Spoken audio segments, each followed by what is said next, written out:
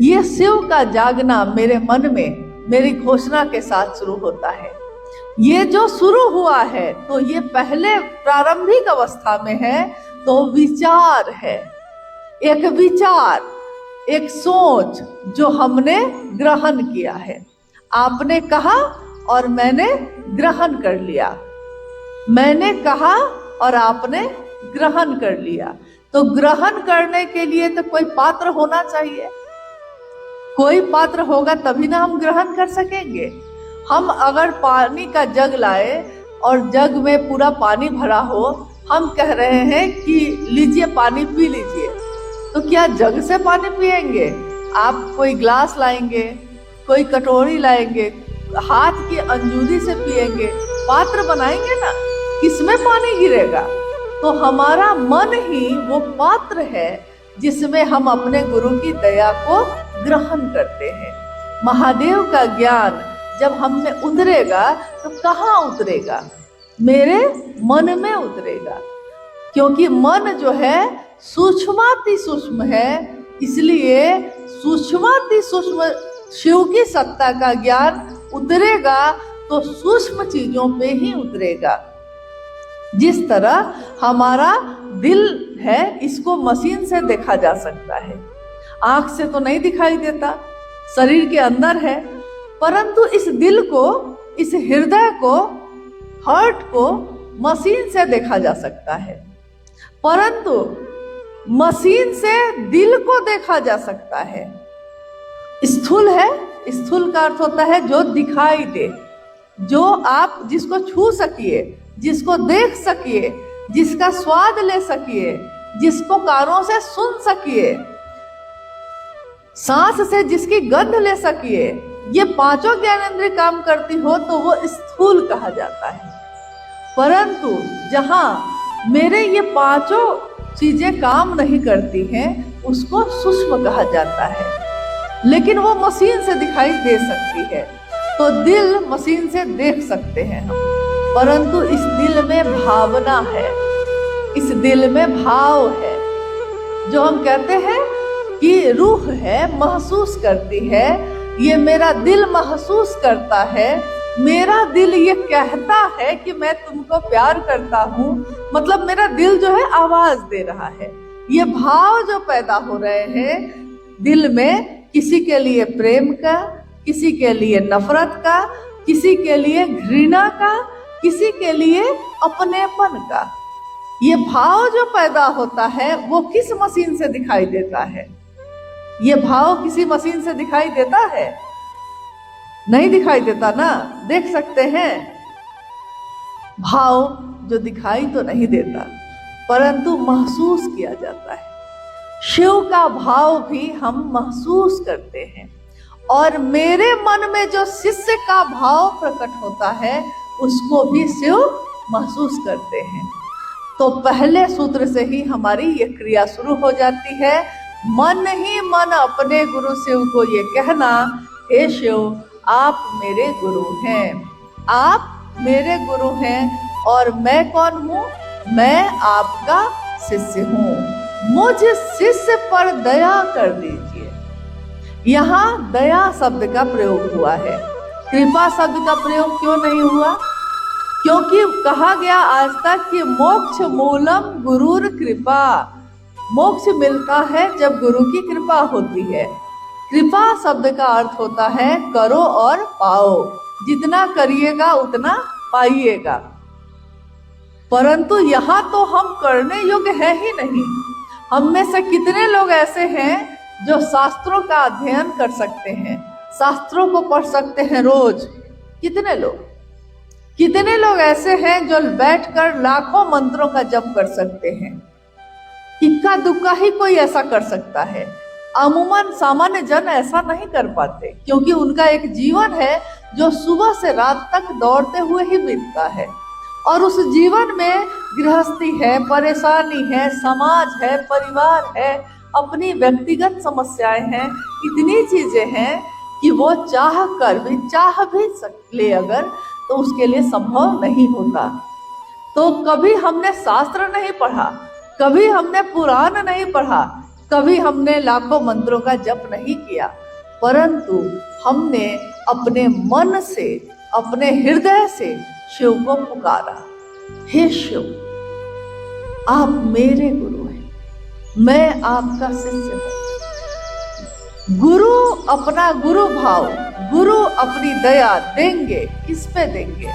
जो शिष्य होगा उसी पे देंगे। क्या शिष्य के अलावा अगर कोई मास्टर होगा, किसको पढ़ाएगा? जो उसका विद्यार्थी होगा उसी को पढ़ाएगा। कोई माँ होगी, प्यार करेगी, ममता देगी, किसको? जो पुत्र होगा, जो पुत्री होगा। माँ का भाव पुत्र या पुत्री के भाव पे ही उतरता है। भाई का भाव भाई के भाव पे ही उतरता है। दोस्त का भाव दोस्त के भाव पे ही उतरता है। दुश्मनी के लिए भी दो सत्ताओं में दुश्मनी होनी चाहिए, तभी दुश्मनी हो पाती है। मुझ में अगर दुश्मनी है तो आप में भी होनी चाहिए, क्योंकि दुश्मनी का भाव भी तभी कारगर होगा जब सामने वाले के मन में भी दुश्मनी का भाव हो। अगर एक में है और दूसरे में नहीं है तो ये रिश्ता भी नहीं चल सकेगा, दुश्मनी का रिश्ता नहीं चल सकेगा, तो प्रेम का कैसे चलेगा? तो महादेव की दया जो उतरेगी, किस पे उतरेगी? शिष्य भाव पे उतरेगी। तो हम किसी की पत्नी हैं, हम किसी की माँ हैं, हम किसी की बेटी हैं, हम किसी की बहन हैं, परंतु शिव के लिए हम क्या कह रहे हैं? हम आपके शिष्य हैं। शिष्य जो अनुशासन में रहने योग्य होता है, जो अपने गुरु के अनुशासन में रहेगा, वही शिष्य होता है। पहला सूत्र हमारे मन में स्वस्फूर्त जागरण करता है। पहला सूत्र हमारे मन में महादेव के लिए भाव पैदा करता है। जो अभी विचारों में था वो स्वतः स्वस्फूर्त भाव के रूप में प्रकट हो जाता है। और जब भाव प्रकट होता है तो क्या होता है? जब पति का भाव प्रकट होगा तो पत्नी की परवाह करेगा। जब माँ का भाव प्रकट होगा तो बच्चा खाएगा क्या, बच्चा पढ़ेगा क्या, इस भाव को प्रकट करेगा। जब शिष्य का भाव प्रकट होगा तो वो इसकी चिंता करेगा कि मेरे गुरु का नाम कोई लेता है कि नहीं, मैं गुरु के लिए कुछ कर पाता हूँ कि नहीं। भारत देश में ही नहीं, संसार के समस्त देशों में एक तरीका होता है कि जब कोई किसी को गुरु बनाता है तो उसमें दीक्षा दी जाती है। और जब दीक्षा दी जाती है तो शिष्य जो अपने गुरु से दीक्षा लेता है वो अपने गुरु को दक्षिणा देता है।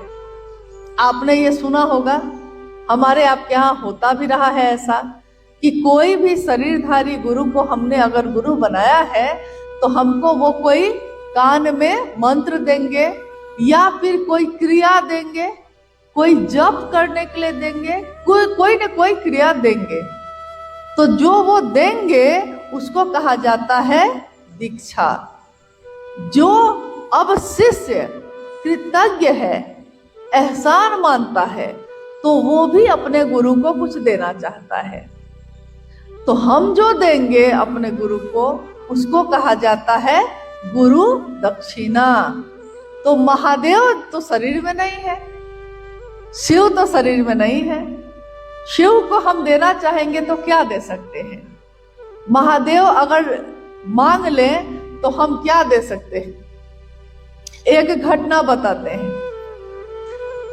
जब साहब और दीदी का जीवन चल रहा था तो साहब के पूजा घर में, साहब दीदी के पूजा घर में जो चीज भी चढ़ाया जाता था वो अपने आप ग्रहण कर लिया जाता था। मतलब अगर फल चढ़ाया है तो फल, कुछ फल गायब हो जाते थे, कुछ फल आ जाते थे उसमें। जो भी प्रसाद चढ़ाने जाए वो गायब हो जाए। तो लोग को महसूस होता था कि शिव महादेव ग्रहण करते हैं।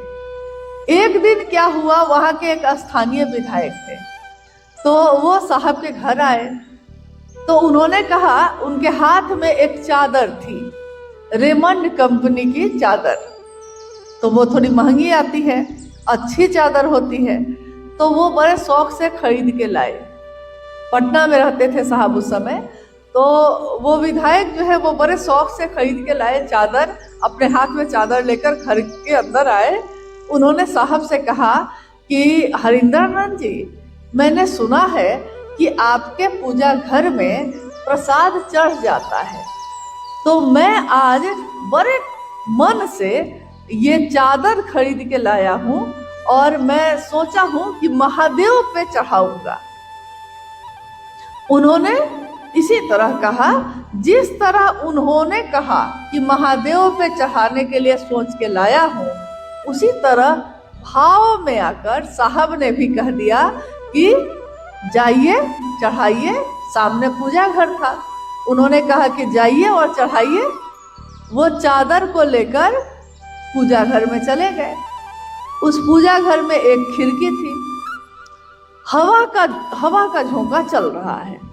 ये पूजा घर में गए हैं चादर लेकर चढ़ाने, चादर ऐसे चढ़ाए और हाथ से अभी चढ़ा ही रहे हैं कि अचानक हवा का एक तेज झोंका खिड़की से आया और चादर को लेकर उड़ गया।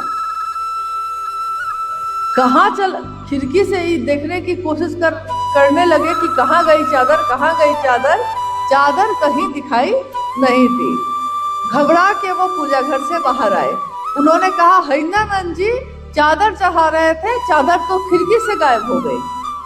तो साहब ने हंस के कहा कि आपने तो कहा कि महादेव को चढ़ाने लाए हैं, तो महादेव ने ग्रहण कर लिया।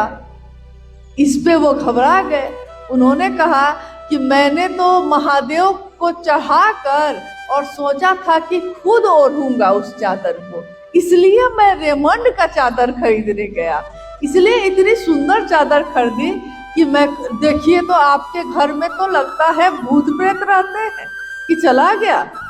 साहब ने कहा कि आपने तो मुझसे कहा कि महादेव को चढ़ाना चाहता हूँ, तो मैंने कहा चढ़ा दीजिए। मैंने कहा तो महादेव ने ग्रहण कर लिया। अब जब ग्रहण कर लिया तो आप घबरा क्यों गए?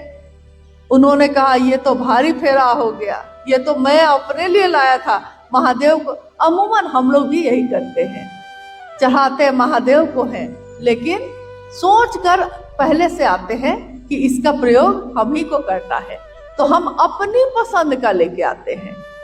अमूमन हम लोग ये करते हैं, देवी देवता पे भी, कोई पूजा पाठ पे भी कुछ चढ़ाते हैं तो हम यही सोच के आते हैं। कहाँ हमारे मन में ये भाव होता है कि हाँ माँ जो है वो मेरा चढ़ावा ले ले तो कितना अच्छा होता, महादेव मेरा चढ़ावा ले लेते कितना अच्छा होता। तो देखिए, महादेव अगर हमसे लेने लगे तो एक मामूली चादर से तो मन घोर हो गया। हम कहाँ दे पाएंगे अपना तन, अपना बन, अपना धन, हम कुछ भी नहीं दे पाएंगे उस शिव को, अगर वो शिव लेना चाहे। परंतु वो शिव तो देता है, करुणावतारम है वो, संसार सारम है वो जगेंद्र हारम है वो। और उमा और माँ महेश्वर शिव हमारे हृदय में उतने सुंदर रूप में विराजते हैं, अगर हम उनको पुकारते हैं। वो अगर हमसे लेना चाहे तो हम कुछ नहीं दे सकते। मेरे आपके पास कुछ भी ऐसा नहीं है, परंतु महादेव हमसे लेते नहीं हैं। उनका एक नाम है जो अक्सर सदियों से हमारे घर परिवार में बोला जाता है। क्या बोला जाता है? हर हर महादेव। ये शब्द जो है, जो अक्सर हम लोग महादेव की पूजा में या महादेव के किसी यात्रा में हमेशा प्रयोग करते हैं, हर हर महादेव। ये महादेव जो है, इसीलिए इनको कहा जाता है हर हर महादेव, कि महादेव के रूप में वो हर लेते हैं, चुरा लेते हैं मेरे दुख को, मेरी पीड़ा को, मेरे कष्ट को महादेव चुरा लेते हैं। उनको, क्योंकि कोई जो प्यार करता है वो देना नहीं चाहेगा, तो महादेव को चुराना होगा उसके कष्ट को। इसीलिए महादेव को हर हर महादेव भी कहा जाता है। परंतु महादेव को हम कुछ भी ऐसा नहीं दे सकते। इसलिए साहब श्री ने कहा, शिव की शिष्यता में शिव को गुरु बनाकर, शिव जो सूक्ष्माति सूक्ष्म है, जो इन आंखों से दिखाई नहीं देते, परंतु हमारा मन महसूस करता है महादेव को, महादेव की दया को, तो जिसको हम महसूस करते हैं, शिव की दया, शिव की दीक्षा है।